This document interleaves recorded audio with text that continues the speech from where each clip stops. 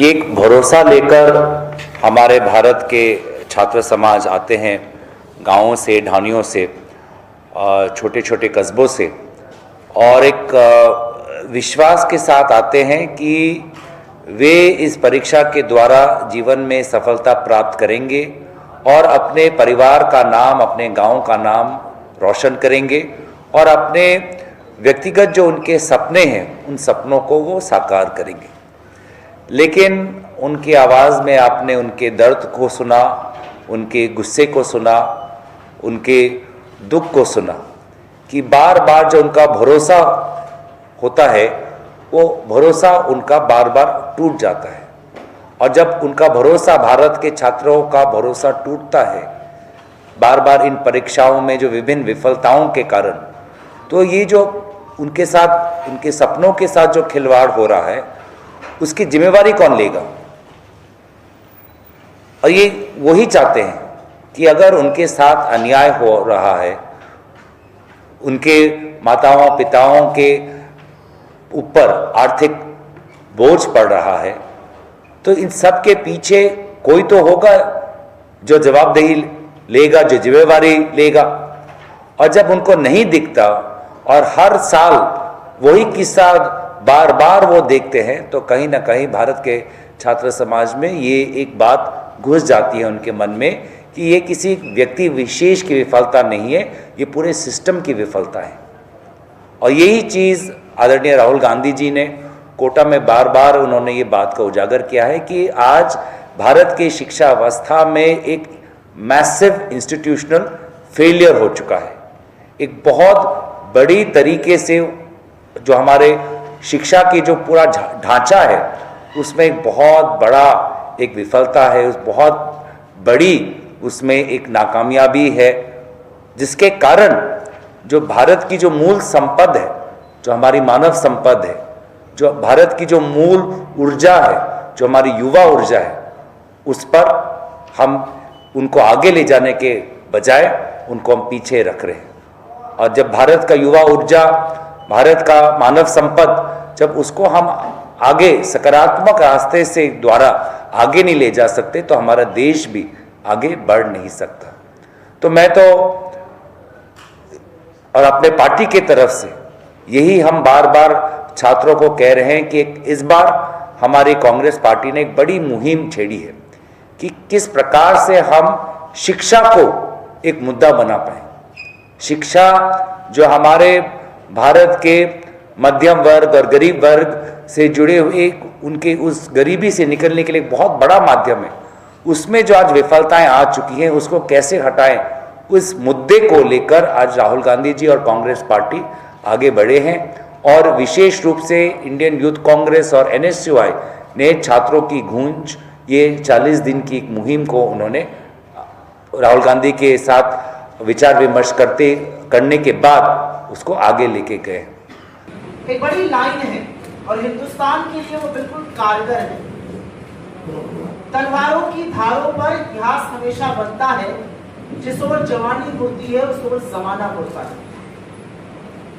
दुनिया के सबसे युवा राष्ट्र हैं हम, और हम कहते हैं इस हफ्ते की 65% पॉपुलेशन हमारी 35 ईयर्स से कम है। लेकिन उस 65% पॉपुलेशन का हाल क्या है? हम अपने युवाओं के भविष्य के लिए और उनके वर्तमान के लिए क्या कर रहे हैं? हमारे युवाओं का क्या हाल है? और कुछ आंकड़ों के साथ आपके सामने एक तस्वीर खींचना चाहती हूं, उसी पर चर्चा करूंगी। छात्रों की गूंज एक बहुत बड़ा कार्यक्रम जो कांग्रेस पार्टी अगले 40 दिन करने जा रही है, जिसके पहले फेज का समापन 9 अगस्त को दिल्ली की एक महासभा में होगा। 9 अगस्त क्विट इंडिया मूवमेंट, भारत छोड़ो आंदोलन की भी एनिवर्सरी होती है, अगस्त क्रांति जिसको कहा जाता है। और इसीलिए यहां समझना जरूरी है कि राहुल गांधी या कांग्रेस पार्टी जेन जी की और युवाओं की बात क्यों कर रहे हैं, और हमारे युवाओं की बात करने में और बीजेपी के युवाओं की बात करने में अंतर क्या है। इस देश में शिक्षा व्यवस्था का यह हाल है कि स्टूडेंट दिन रात मेहनत करता है, 24 घंटे में से 19-20 घंटे पढ़ता है, फिर गाजर मूली की तरह, भेड़ बकरियों की तरह बसों में, ट्रेनों में भर कर जाकर इम्तिहान देता है। माँ बाप रात की एक रोटी कम खाते हैं कि बच्चा पढ़ जाए, और जब इम्तिहान देकर वो निकलता है तो पता चलता है पेपर तो पहले ही लीक हो गया, पेपर माफिया ने पहले ही भविष्य चौपट कर दिया और पेपर रद्द हो जाता है। इसका एक 19-20 साल के बच्चे के दिलो दिमाग पर, उसके जहन पर क्या असर पड़ता है, ये यहाँ पर हमारे साथी मोहम्मद उबैद ने बताया, जिनकी बहन ने ये पेपर दिया था, तो खुद भी मेडिकल फर्स्ट ईयर के छात्र हैं। 19-20 साल का बच्चा जो 19-20 घंटे मेहनत करता है, उसका हौसला टूट जाता है, और इसीलिए जब इस बार की नीट परीक्षा कैंसिल हुई तो करीब 19-20 बच्चों ने आत्महत्या कर दी। और मैं पूरी जिम्मेदारी और ईमानदारी से इसको आत्महत्या नहीं कहती हूं। This is not suicide, this is murder by the government of India. ये भारत सरकार का, शिक्षा मंत्री का, उनके तंत्र की तरफ से हत्या की गई है बच्चों की। क्या पहली बार नीट का इम्तिहान लीक हुआ है? जी नहीं, इनके शासनकाल में 6 बार लीक हो चुका है। क्या किया इन्होंने? 2-4 छुटभइयों को पकड़ के आप लीपापोती करते हैं। क्या आपने बड़ा इंस्टीट्यूशनल सिंडिकेट जो है पेपर लीक का, जिसमें बड़े-बड़े लोग शामिल हैं, उसका पर्दाफाश किया? और ऐसा क्यों होता है कि जब भी पेपर लीक होता है, पेपर लीक करने वाले का संबंध कहीं ना कहीं भारतीय जनता पार्टी से जरूर जुड़ा होता है, चाहे वो नेशनल पेपर लीक हो, चाहे वो राज्य में पेपर लीक हो। क्या बना दिया हमने अपने युवाओं का भविष्य? जिस प्रकार से वीर ने अपने 69,000 शिक्षा कर्मियों के बारे में बताया, ये उत्तर प्रदेश का सच है जो युवाओं को घुटनों के बल चलना पड़ रहा है। आपके उत्तर प्रदेश में यूपीएससी हो, यूपीएससी हो, एसएस हो, यूपी हायर एजुकेशन हो, इनमें क्या घोटाले चल रहे, इस प्रकार से बार बार छात्रों को संघर्ष करना पड़ रहा है। और आपने भी देखा कि राहुल जी ने नीट एग्जाम को लेके इस मामले को देश को उठाया, और ये उन युवाओं की बात है जो 20 लाख से ज्यादा युवा इस परीक्षा को देते हैं पूरे देश में। लेकिन जब परीक्षा कैंसिल होती है तो उनके परिवार वालों पे क्या बीतती है आप समझ सकते हैं।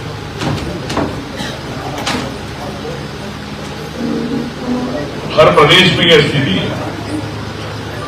नीट की एग्जाम की कोचिंग समय पे नहीं होती, और अगर एग्जाम होती है तो घोटाले होते हैं। साइड हो जाओ तो आप ले लो, बगल हो जाओ ना थोड़ा सा। मैं समझता हूं जो चढ़े हो कि दिख नहीं रहा है। छात्रों की आवाज को आगे लाने के लिए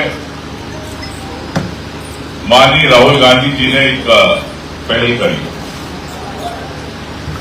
आज देश के अंदर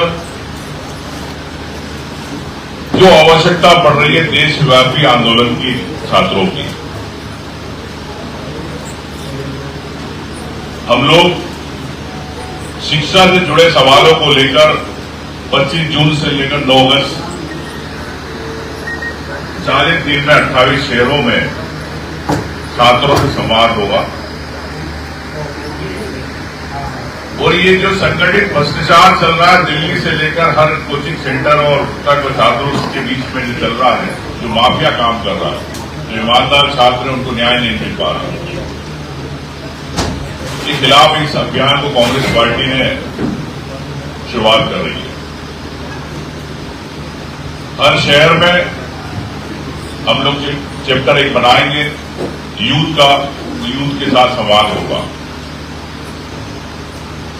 वो देश की इस परीक्षा प्रणाली को लेकर जो सिस्टम खोखला हो गया है उसका खुलासा करेंगे और युवाओं की बात को या उनकी मन की बात को सामने लाए, क्योंकि मोदी जी मन की बात करते हैं लेकिन युवाओं की मन की बात नहीं सुनना चाहते। युवाओं की मन की बात है शिक्षा प्रणाली का सिस्टम ठीक है, युवाओं की मन की बात है कि अगर हमने ईमानदारी से परीक्षा दी है, हमें नंबर आए तो हमें मिलना चाहिए। लेकिन उनके नंबर इस सिस्टम में जो मोदी जी का सिस्टम है, उस सिस्टम में बेचारे जो अच्छे पढ़ने वाले हैं बच्चे बाहर हो जाते हैं। तो उसको लगता है कि कांग्रेस पार्टी ये देश के युवाओं की आवाज एक बनेगी, उन युवाओं को अधिकार दिलाने की हम लोग ने शुरुआत कर रहे हैं। साथियों, मैं आपको ये बताना चाहता हूं कि जिस तरीके से इंदौर शहर पूरे देश में कोचिंग हब की वजह से जाना जाता है, आज इंदौर शहर में लगभग 70 से 80 हज़ार बच्चे अलग अलग शहरों से पढ़ने आते हैं, जिसमें से 20 से 25 हज़ार बच्चे हर साल नीट का एग्ज़ाम भी देते हैं। अब आप देखिए शहर की अर्थव्यवस्था में हमारे ये बच्चे कितना बड़ा योगदान देते हैं, और कहीं ना कहीं हम सब की भी नैतिक जिम्मेदारी बनती है कि इन बच्चों के साथ में इनकी हक की लड़ाई में हम साथ खड़े हों। मध्य प्रदेश का पेपर लीक का, व्यापम का, और अब जो बीमारी पूरे देश में फैल गई है एनटीए के नाम से, एक पुराना नाता है। मुझे याद है आज से लगभग 13-14 साल पहले से, उस समय भी मध्य प्रदेश में हमारे युवा साथी लगातार व्यापम की आवाज़ उठाते आए थे। व्यापम घोटाला हम सबको पता है, हमारे स्टूडेंट्स के साथ सबसे बड़ी नाइंसाफी होती थी। जब वो पेपर देने जाते हैं तो पता लगता है पेपर लीक हो जाता है या कई जगह रीटेस्ट हो जाता है। सोचिए किस तरीके से एक मेंटल प्रेशर हमारे बच्चों पर पड़ता है। 2019 से लेकर 2024 तक लगभग 12,598 बच्चों ने एग्जाम के प्रेशर से सुसाइड कमिट करा है। 12,598, यानी कि प्रतिदिन 5 बच्चे इस पूरे फेल्ड सिस्टम की वजह से सुसाइड कमिट करते हैं। और अभी नीट यूजीसी के एग्जाम में 21 बच्चों ने सुसाइड कमिट करा। 2 बच्चे हमारे खुद मध्य प्रदेश के हैं।